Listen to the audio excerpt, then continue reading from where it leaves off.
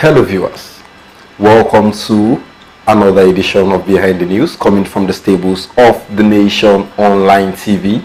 This is the 12th day in the month of February 2025 and it's been a really nice ride starting from the 1st of January up until this moment, the 12th of February 2025, and we hope we have a smooth ride up until the end of the year. This is another edition of Behind the News, like I said earlier, coming from the stables of The Nation Online TV, where we analyze, dissect, and go through some of the trending headline or trending stories that we have in the few of our national dailies. And I'm not here alone, as usual. I have with me my amazing, delectable, good-looking, superb, wonderful, and all the nice adjective, Mr. Abimbola. Good afternoon, sir. Good afternoon. Good afternoon. Good afternoon. Thank you. welcome to the show, sir. We really hope we just like last week, we would get the very best of analysis like last week from you also today. And straight to the business for the day, I'll quickly run through the headlines that we have in few of the national dailies that we have in the studio this morning. I have with me the Nation newspaper, I have the Punch newspaper, I have This Day newspaper, and I also have the New Telegraph newspaper with me in the studio this morning. And I'm going to run through the headlines of these national dailies. I'm going to start with the widest circulating newspaper, talking about our very own, the Nation newspaper. I'm going to start with the headline on the window page.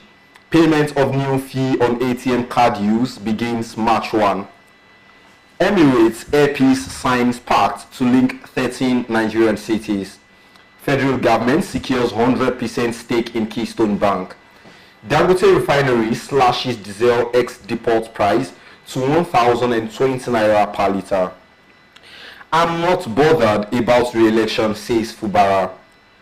EU vows firm response to Trump's tariffs. 2027, Ganduje fires back at El-Rufai for attacking Tinubu. 32.8 billion naira given as loans to 169,000 students. Lagos ends working from home arrangements for civil servants. And over to the Punch newspaper. PDP crisis. Wiki Elias sacks BOT chair, Sean Ikemi panel. And the lead story, Telecost tariff hike, reps demand reversal as new pricing begins. INEC strategizes to tackle vote buying during Anambra governor poll. Senate grills IG over 178,459 missing guns, alleged contract splitting. Tension as police occupy Oshe local government secretariat over chairman's tenure. Makinde APC trade wars over UCH power crisis. And over to This Day newspaper. Local oil service provider demand $1.5 billion contract on Shell's $5 billion Bonga North project. CBN raises charges on ATM withdrawals for bank customers.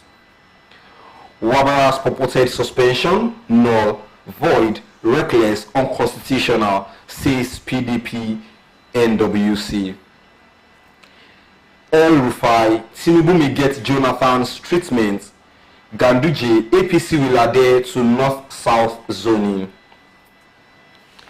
And finally, I have New Telegraph.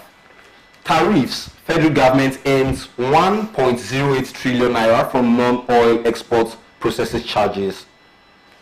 ATM charges. CBN introduces new transaction fees. Anambra Guba. INEC seeks security agency support to combat vote buying.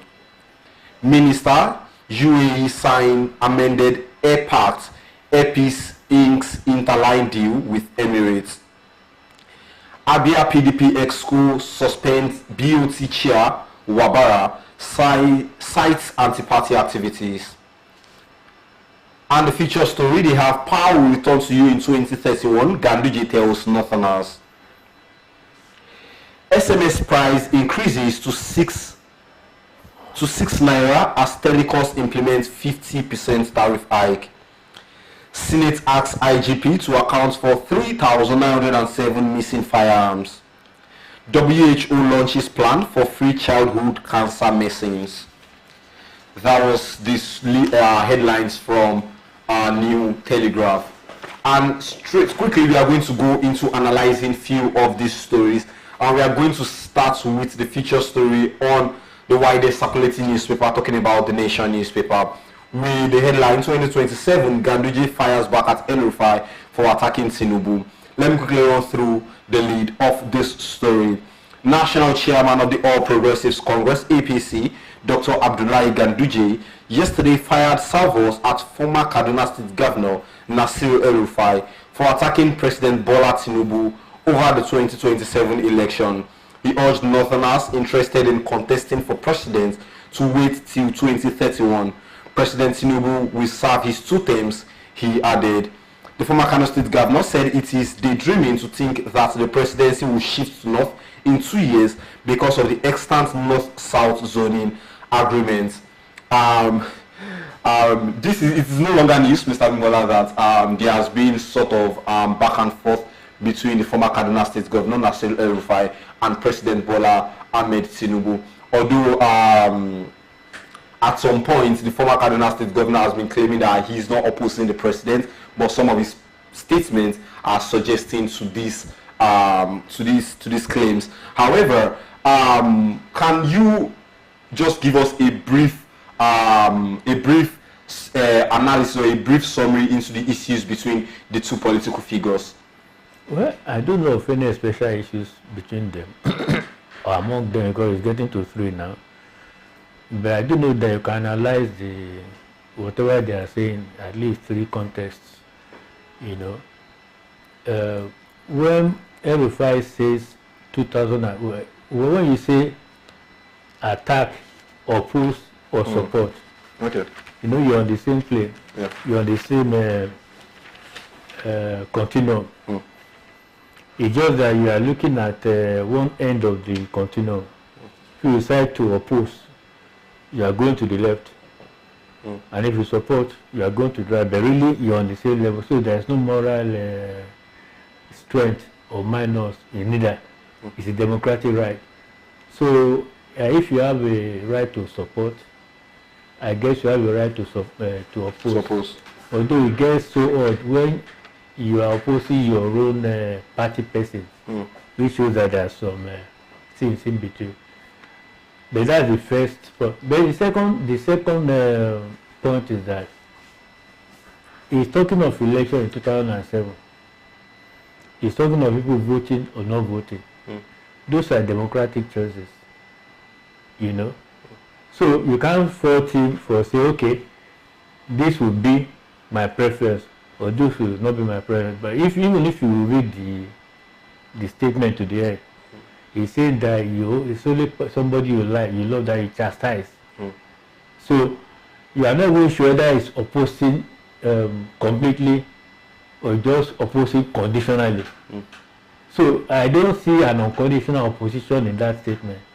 It's just that it's conditional. If you do this, I will oppose. If you do this, I will not.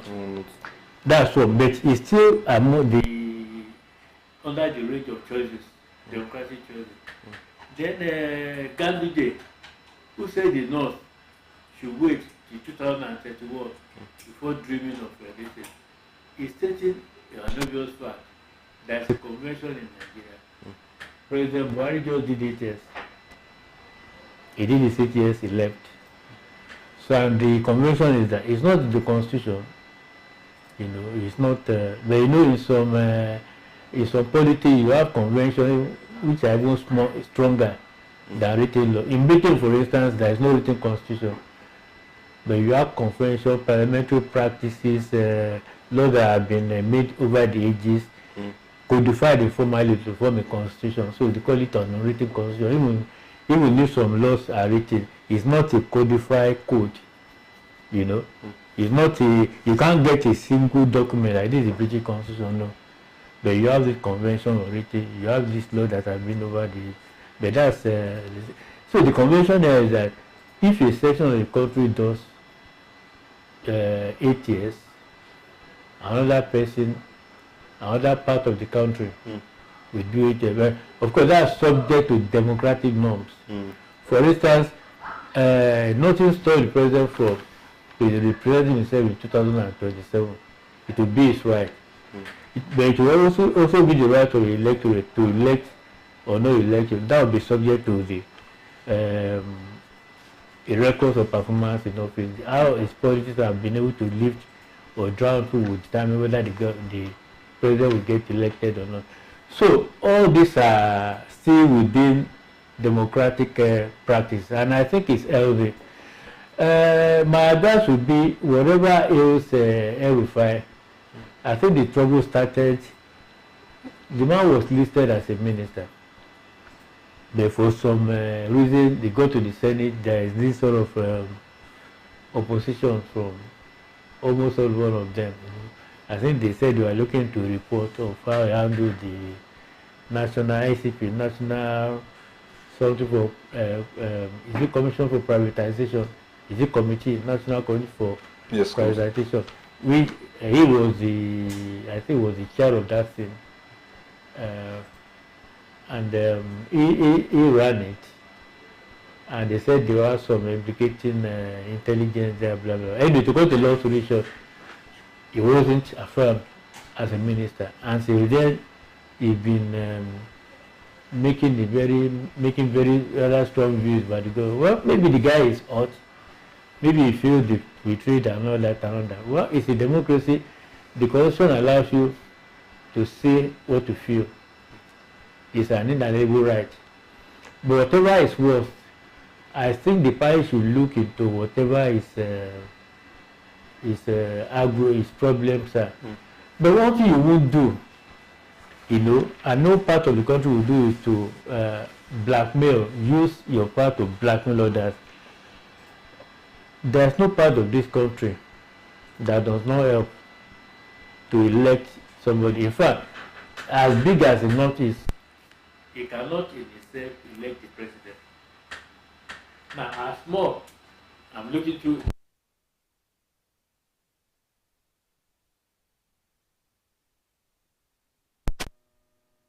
the country is so work that you have to get a part, at least two major parts of the country come together to get that. Other days from Buhari in 2015 have been the southwest and the northwest, basically. And if you have the population of the two, you are in business, So I don't think, in as much as I feel I endorse El-Rufai's right to make his views known under the law, I think the little blackmail that the North would do with somebody would do that and do what, I think it's a bit of it has a bit of bad taste. I don't think it should be the way to go. He was talking of Jonathan. And the points he made on Jonathan was valid. Jonathan was a minority person. He came into the vote of others, but the Niger Delta people got so arrogant, threatened everybody and all that. I don't think anybody should threaten. Nobody is in a position to threaten anybody. People just make democracy is supposed to be wise choices. What choices? It might be foolish choices, but somebody else is wise. And to that extent, you can't be using blackmail to just say because of this is going to happen. And all the things he was saying about Jonathan and his South, I really have not seen that happen now. Yeah, there's some overzealous people, journalists for instance, how did you know the way this politician started? They planned themselves and started viewing stories they didn't even know jack about, and that could be very annoying. You see columns making fantastic claims about who made people what, based on, at best, you miss with some of these people, they give you their own side of the story. You are not there. But somebody tells you something, it's that side he wants you to know that will give you. And it's not disinterested, he's telling you his own side of the story. Except you are in position to balance with the other side. You don't go and write, pushing that as if it is authoritative. And a journalist that will go and be writing all this sort of unnecessary nonsense that will start all the fires that the principle they even feel that they are protecting will have to be clearing up. Because you make more enemies for this guy than you make friends for them. So people should be careful. I think what should be discussing is not gang up to have power or whether they know who will discipline anybody or that or that. Let's focus on services. How has policies impacted on the citizens? Let's track. In 2000 and when did Tinubu come in 2003? Where were we? 2025. Where are we now? It's less than 2 years. We should be able to logically logically track the thing, so that at the end of the day you can say, okay, we made a progress, we made some progress. Now this is retrogress, or maybe we are stagnated. But you cannot see that one now, because people are just busy attacking, addressing non-issues when there are relevant things to say. So these are just controversies that we should play less on and face the real issues. Otherwise, we'll be confusing ourselves further. But I mean, looking at El-Rufai, a member of the ruling All Progressives Congress, but should his focus, if he's probably just speaking out of the pain of not being made minister, but I think his energy should not be channeled towards, because I mean he was nominated. So why should his energy now be channeled against? Although the point remains that, okay, as you have the right to either oppose or support whomever you want to, because even one of the presidential spokesperson, Daniel Bwala, I was watching one of his recent interviews, and he was saying he has the right to oppose. Like, you can only, I just want to use that as a case study where he said when you are in the opposition, you are meant to oppose and this and that. So, but El-Rufai is not in the opposition. Don't you think his recent criticism could affect his party in the coming election in 2027 negatively? Well, it could. You could, you could. But you see, you can't slap a child until the child out to cry. You cannot. These questions you're asking me, I think only El-Rufai can answer the question. No other person can. Because he knows the trigger, what is making him to do what he's doing. And unless you know the exact thing, you cannot judge him, I'm sorry. Yeah, as a party person, I mean, as a rational person, you feel that you shouldn't do things to get your party in trouble. Whether the party itself is a collective of interest groups, if every interest is taken care of, everybody will be happy. And that's an impossibility anyway. If you take the interest of the majority will be happy. You know, it's talking of north. The people who are enjoying the government, who are from the north, they will not be singing the story. Yes. They're singing. And I don't think we should reduce the thing to being minister or no minister. I mean, I want to think El-Rufai is beyond, is above all that. He has held offices. He's a very brilliant person. Well, you could question him for a little bit of low emotional intelligence, because there are some things he said that should not, with person of his standing and status. Maybe it's too frank to fault. I don't know. But whatever it is, I think whatever troubles him, the party should look into it. Because it's better for it to have more friends than more enemies. And I think until the party finds out that they cannot have anything to do with him, that beyond the redemption according to their own, that they will look for time. But right now, I still don't think it has gone to that point. And he has craftily left the window open. I told you at the end of that speech, he said he's somebody that you love, that you chastise, that wanted people to correct situation so that it doesn't get to a point of no return, which I think everybody should look into. You know, but that's not to justify his own. You know, there's a message, there's a way, there is the message, and the way you render the message.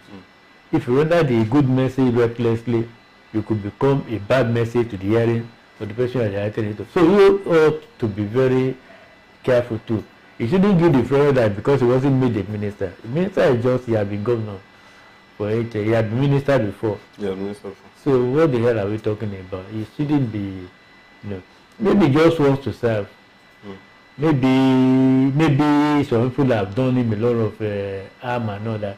Maybe he feels betrayed by the, I don't know. These are just suppositions, speculations and all that. But whatever it is, I think the party should do themselves a lot of good by looking into. They should not get sentimental about it. I don't think it's healthy to do that. Why are you criticizing me? Or why? If you say, why are you criticizing me? Well, why do you accept people who support you? You know, democracy, if you get support from people, you're happy. Try not to be crazy about non-support. But they come with the narrative. There are two sides of the same coin. If you get one, you're happy. If you get the other, you are not so happy. But don't lose your head. Just try and be reasonable. Look at it from its own point of view and see if you can work things out. That's what I can. But because our media too, we are so combative, we feel that there must, whatever I say, there must be quarrel, there must be conflict. So we cast our headlines to just see that some people are quarreling and not that, and we must promote the quarrel. That's a big distraction. You know. It's a democracy, you know, thousands of flowers bloom and all that. But you can put some order to it. And that's what I think we are lacking in the presentation of, in the reporting of some of these things. Yes. Okay, the APC chairman said President Tinubu will serve his 2 terms, urging Northerners to wait till 2031. Is this an automatic? Well, that statement is not entirely correct. In any case, it's not sure. Everything is subject to voter choices, and that's democracy. Now, I was even going to mention, start from the primaries. No, well, the president will probably get the primary. It's a convention. Even in America, the incumbent will always, except such a disaster that the party, it feels a party, the vote, and those are just rare. They are very rare, very rare. And but when he wins the party nomination, you know, you're still subjected to the approval of the majority. That statement is true to the extent that whatever happens to President Tinubu in 2007, the North will still not get the presidency in 2031. But if the president wins the election, of course, so that's why I say it's not totally accurate. Of course, you know, it's of course in the convention of political blusters, you don't expect the party chairman to doubt in public that his president will not win the next election. That will be suicidal. And if he has said that, the people will have taken the thing out of corner and say, Ganduje says that Tinubu will not win 2007. And that will be another sort of a distraction. So the man is just trying to master his environment. But as a disinterested analyst, it's not a complete statement. Yes, whatever happens, the North must wait till 2031. That's clear. Whoever will be the president of 2027 to 31 is in the hands of God and the hands of the voters. That's what I can say. But of course, for continuity, you expect that if the president's program, you know, if the jail, as the admission is open in the jail, you expect that you want the president with another 4 more years. That's the concept of 8 years anyway. Because if you feel that all the job will be done in 4 years, there will be no need for a chance for continuity. So okay. So that is actually a nice one coming from Mr. Abimbola. So basically, it is just life is just a matter, is a coin of 2 sides. It can, when you are being praised, you should also be criticized. for checks and balance. Just for elections, you win, you're happy.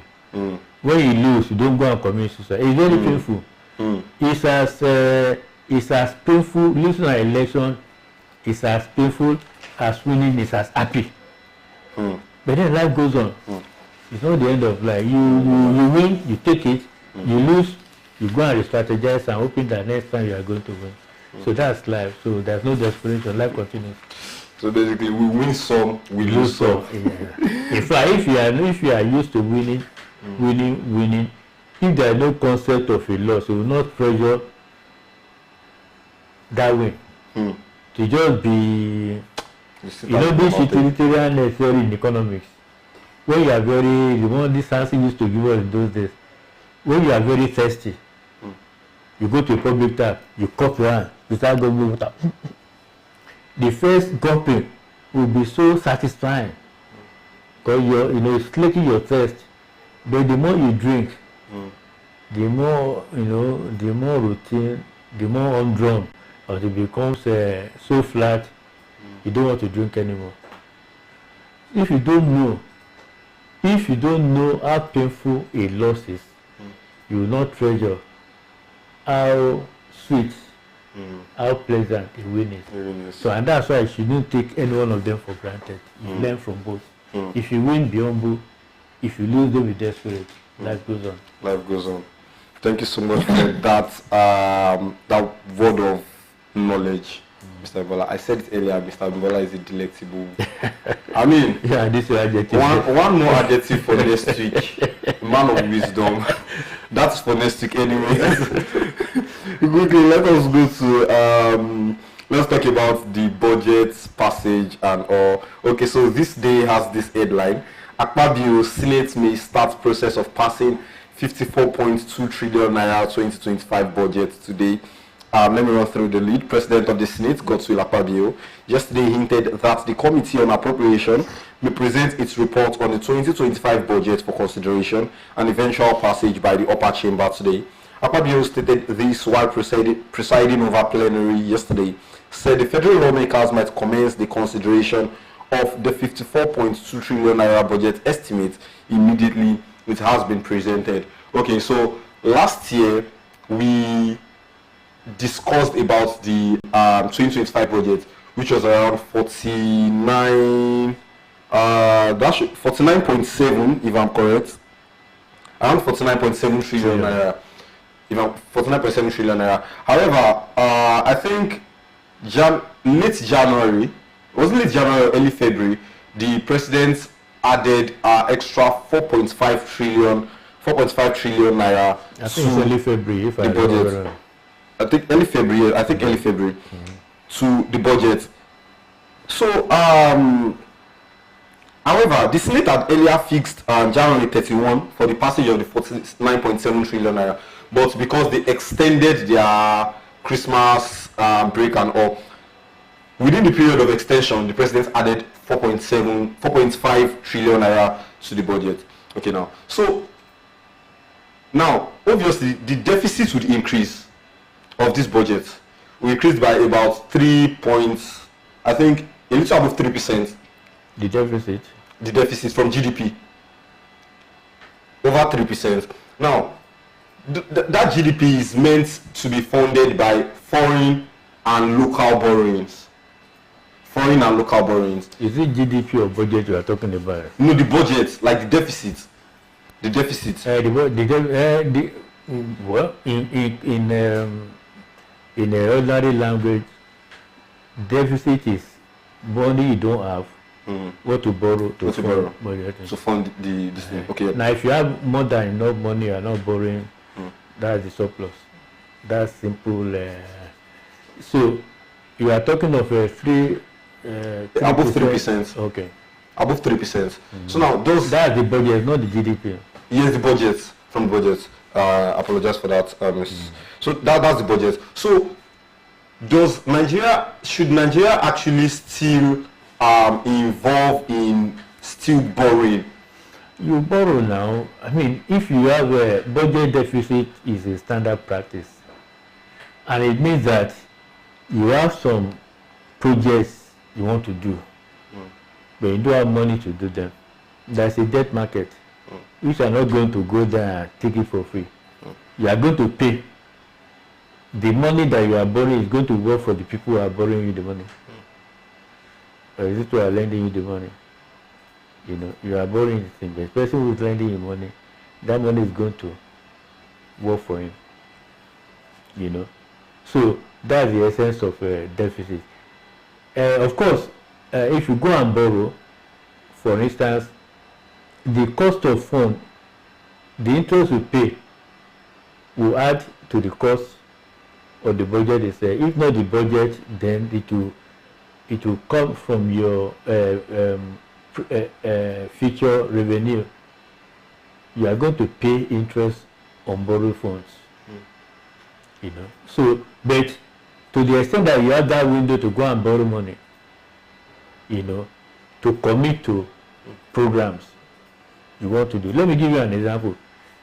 They are talking of returning toll gates in some federal expressways. Yes. One particular one they just started was that money, the money for that road was borrowed by from a Chinese institution, Export Import Bank. You know, when they now agreed, okay, we are going to lend you this money, but this one is going to happen when the road is built, is completed. We are going to get somebody to come and toll it, manage, maintain for 25 years before transferring it back. That around throughout that 25-year period, if you net off the operational cost of paying your toll managers, maintaining part of the road, do some miscellaneous repairs and all that, the chunk of that money will be used to pay back the loan. So, for instance, you are not worrying about the interest you are paying immediately, but because of it's an investable project that could be profitable, whatever money you are getting is going to be less the fund you borrowed to build the road. So that's perfectly normal, and that's how it works out. Now, this is a practical project, a road that you have enough vehicles to ply on. But in other places, it's just that you have to get some money along your operation to pay back the loan as and when due. And that's what budget surplus is about. Now, to your question, should Nigeria continue? Should Nigeria borrow? Nigeria will continue to borrow until it has enough investable funds to do its programs. If it doesn't make sense that you not borrow. And that's why I always say you can't criminalize borrowing.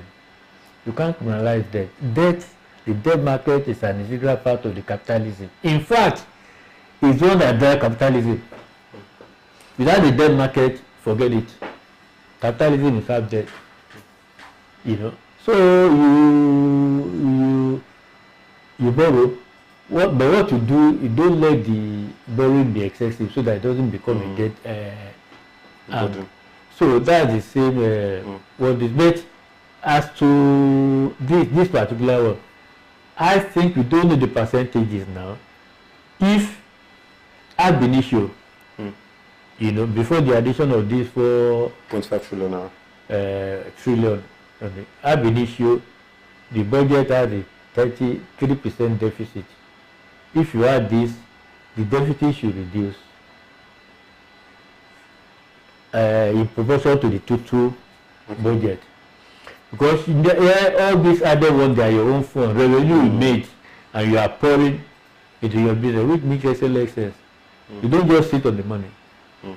You don't sit on the money, even if you give it to the debt market. Maybe what you are going to make could not translate to the welfare you feel that citizens will derive from whatever project you are doing. Or maybe it's the road you want to build. It will not match up to what you are going to gain in terms of your revenue from your investment.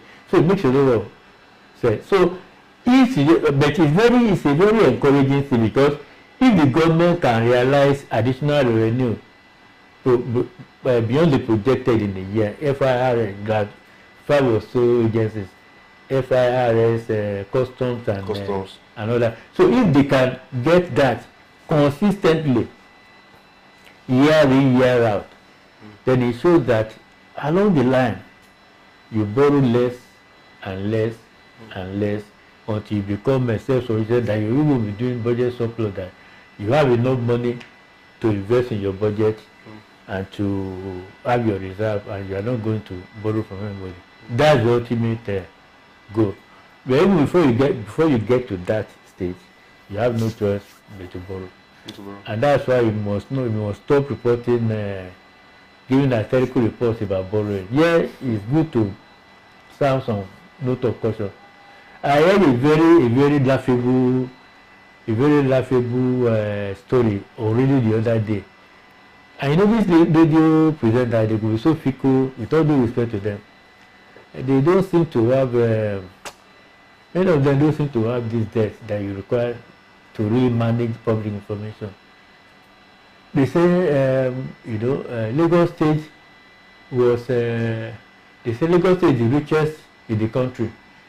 Then why is it still borrowing money? And the presenter of making so accusatory as if Lagos was going on some reckless binge. And I said, wait a minute. Okay, you want to build a train. Where's the budget for Lagos? You want to build that blue line from CMS to, they are building the blue line now. Then, with that budget, the money you need to build that infrastructure, will it come from the normal budget cycle? If it will not come, you have two choices. Either you fold your arms and say that let me wait until I have enough money for my budget cycle to build this bridge.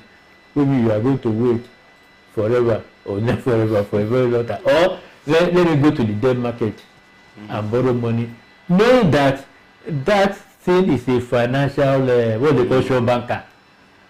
That you have enough passenger traffic to run it for the borrowers, the people who give you the money, the lenders, to make a lot of, to recoup their investment and all that. And that's what that is choice Lagos State did. And because of, I don't know, maybe naivety, maybe mischief, or maybe just condemnable ignorance, the person was just couldn't make a distinction between budget cycles, budget sizes, and going elsewhere to get debt capital for whatever you are going to do. Meanwhile, misleading the listeners. All this sweet diction and all that is just rubbish, because when you give out the wrong information, you are going to confuse your listener. So that's how it works out. But this is a very good sign, because if government can make more money and plow the money back to the public good, I think we are getting somewhere.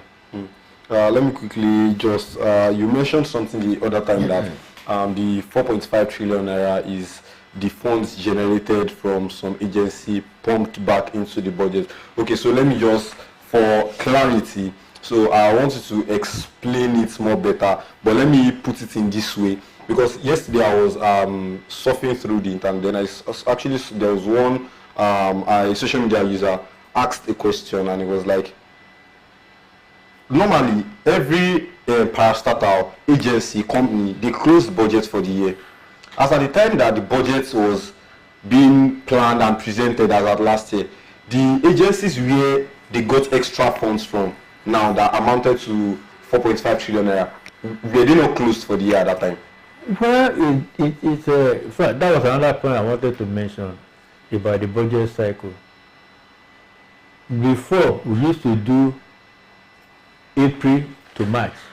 In those days, the military governments would present the budget by April, and the year will close by March the following year.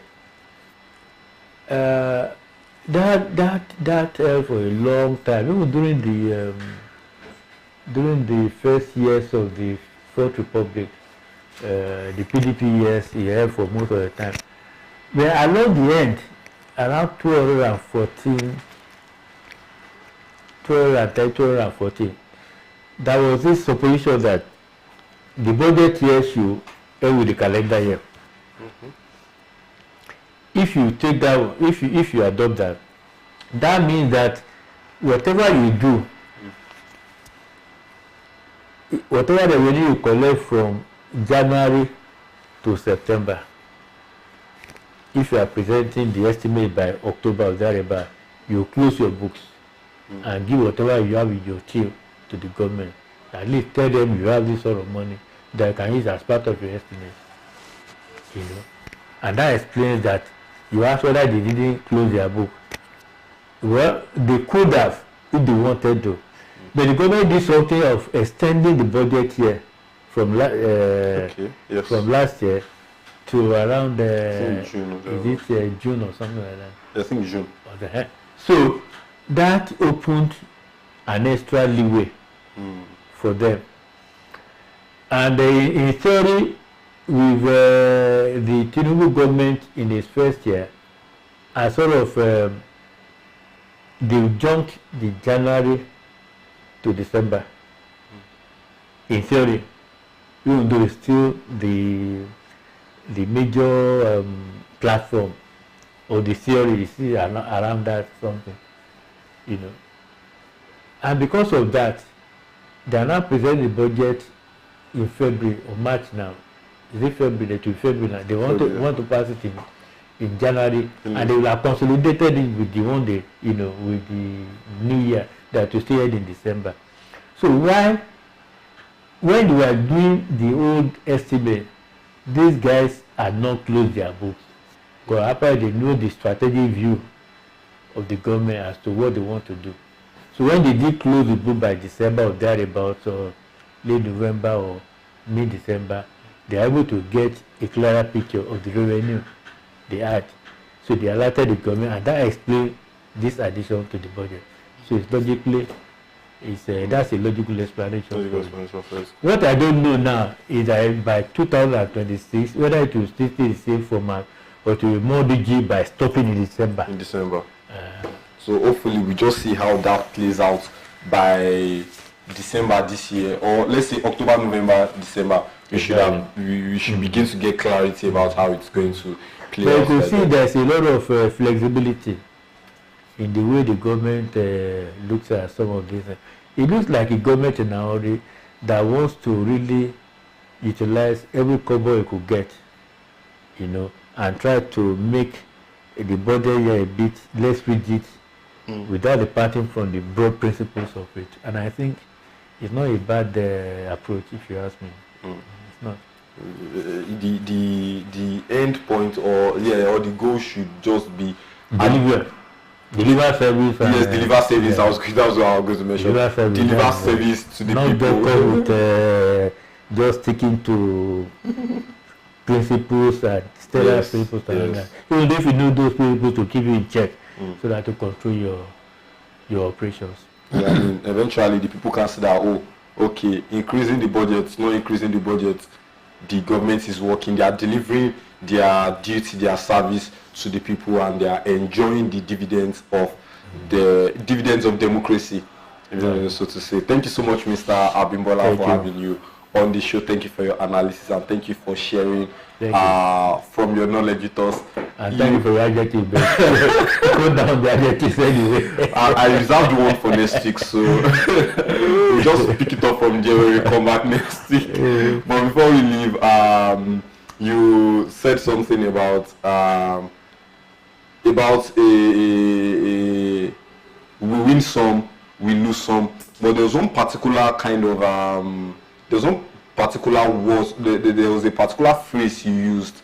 I would love you to re-emphasize it also when you're talking about winning some, losing some. That when some things are working for you, and if some does not work for you, you will not value the ones that are working for you. Yeah, I said if you win, still move. Don't celebrate. Be empathetic to the person that lost, because you could have been the person that lost. Could have been the other way around. Now, if you're able to empathize like that, you will know that losing is no crime. It's just a fact of life.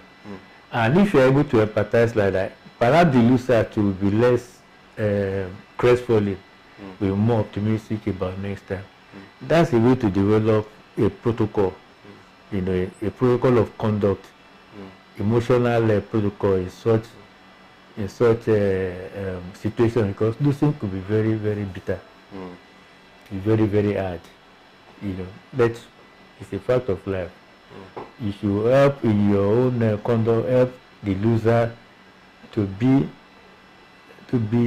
braver in accepting the loss, hoping that with your own example, whenever next time that he wins, it will be more, you know, what is this word now? It will be more reasonable and will be more empathetic with you too that you lost. That's the way to do it, and that's the way that democracy should go. It's not a zero-sum game. No, life is short, and when you lose, just a way of life, and then you just take it, so that when you win next time, you appreciate what the other guy was feeling. That's the way to do it, not that way.